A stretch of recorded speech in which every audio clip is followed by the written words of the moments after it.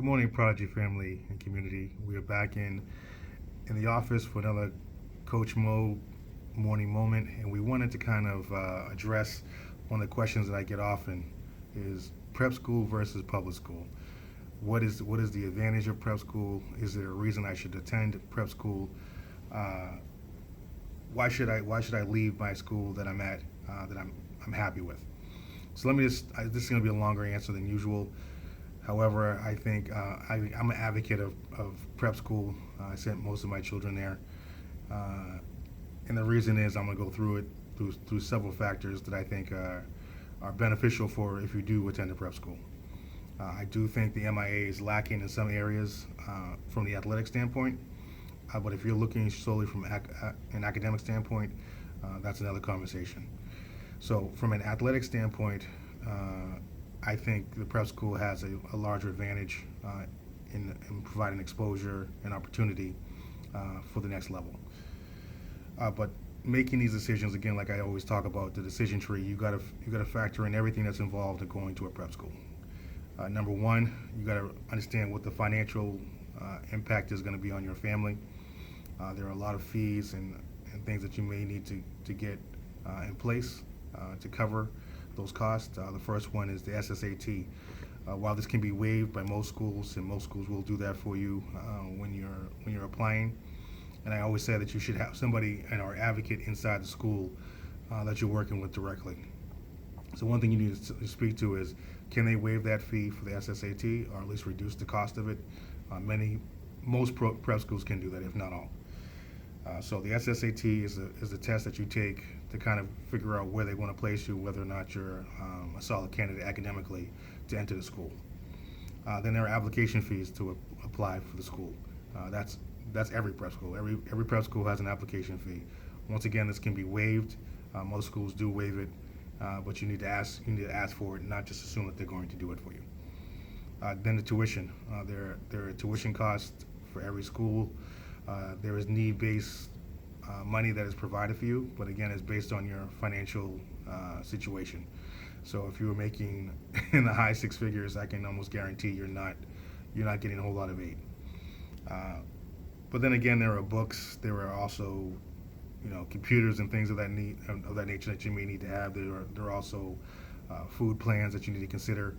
So these are all things that you have to factor into what exactly your financial situation, and can you afford it, and will the school be willing to help you through some of those financial challenges. Then we get to the grades. Do you have the grades to get into prep school? Number one, they don't really want they don't want C's or a lot of C's, especially in math and English. So that could be a red flag for them regarding whether you get in, depending on what kind of school you're going to.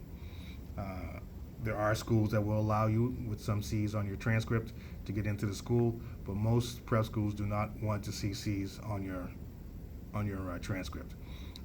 Most of these schools have waiting lists, and they have students with high academic uh, that are able to get in, and most of them can pay. So you need to justify why they would allow you over somebody else. And during that interview process, they'll kind of determine that whether or not your C's are warranted, or whether they're in higher academic courses, like if you're taking AP classes or something of that nature. If they're in higher, they may bend you on a little bit, but they may not bend at all. But again, you have to determine that from the school that you're applying to. Then it gets into the question of reclassifying.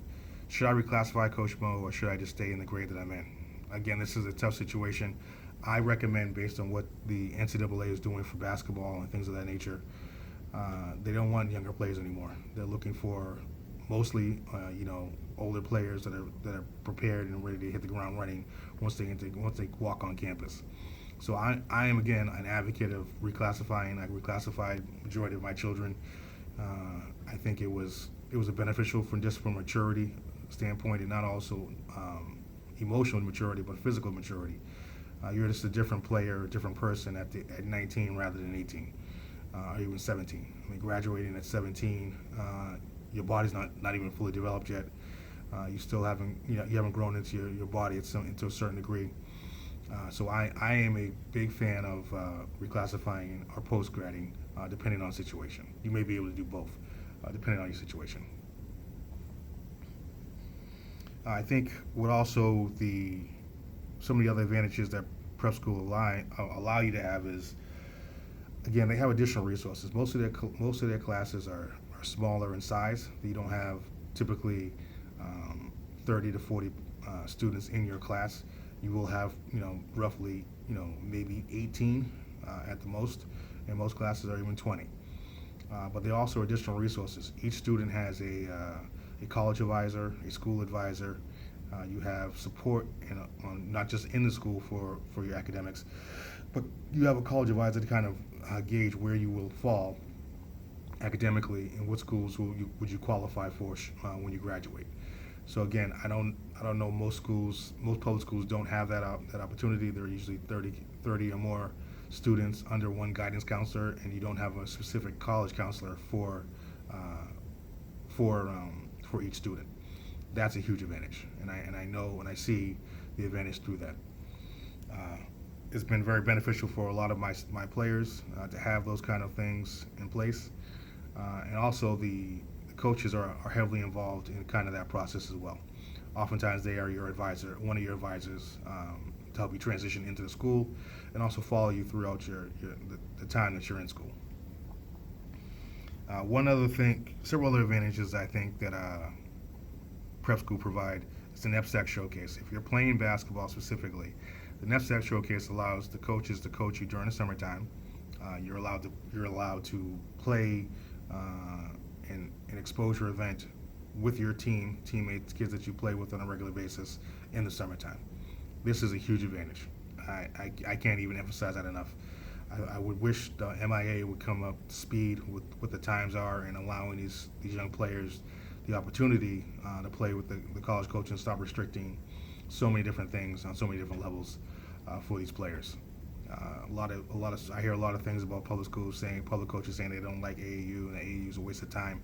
But I can tell you right now, AAU is a beast now, and you need to have partnerships not just with the coaches, but you need to have partnerships with the NCAA, and I don't see MIA doing that successfully, and I think that's a huge miss for them, and I'm going to say that publicly. They need to figure that out because there are a lot of great schools and great public schools that are missing opportunities, and these student athletes are missing opportunities because they will not bend on that rule.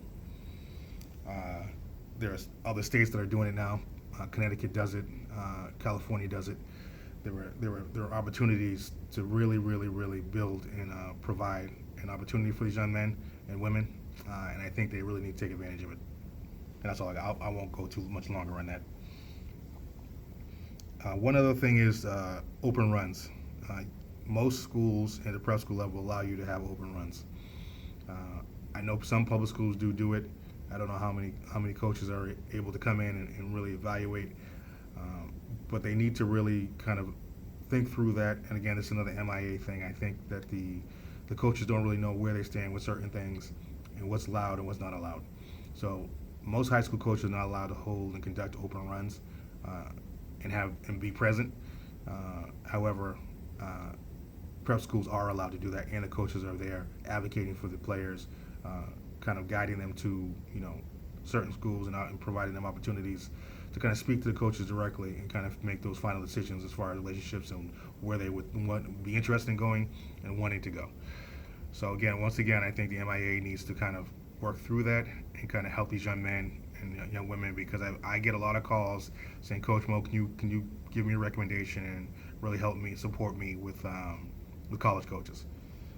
I took the time to go out and reach out to a lot of coaches, and especially in New England, and to build those relationships. I think that if you can't handcuff some of these coaches and not allow them to have that opportunity to do that. And I wish they would. I really hope that changes. Then lastly, I think one of the biggest things I think is an advantage, especially from the athletic standpoint. I won't even focus on all the academic opportunities that are provided to you through a prep school. But athletically, most prep schools are allowed to play 26 to 30 games regular season, opposed to the 20 games. They also start a week earlier before Thanksgiving. So you have an opportunity to really get better, to really learn the system that you're playing under, build that relationship with your coaches and your teammates. And I think that's a huge advantage when you're really trying to learn and grow and develop as a young man, as a player. I've seen the advantage through my children. This is no knock to any public school that they've attended, because those schools have been, the coaches were wonderful. For the most part, the teachers were wonderful. But there is a distinct advantage when you go to prep school, and I can't overlook that. I mean, and again, like I said, like I've outlined in this message, if you have an opportunity and you can financially afford it, I think it could be a great opportunity for you to move forward and make some real headway in your recruiting, especially with the landscape what it is nowadays. So that's my take on prep versus private versus public.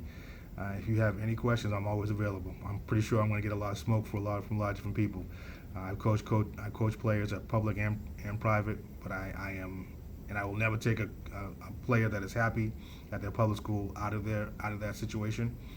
And I don't want everyone to step on the toes of the coaches that are doing things the right way in the public school ranks. But there is a distinct advantage, and most coaches know that when it comes down to prep school versus private. Have a great day. Talk to you guys soon.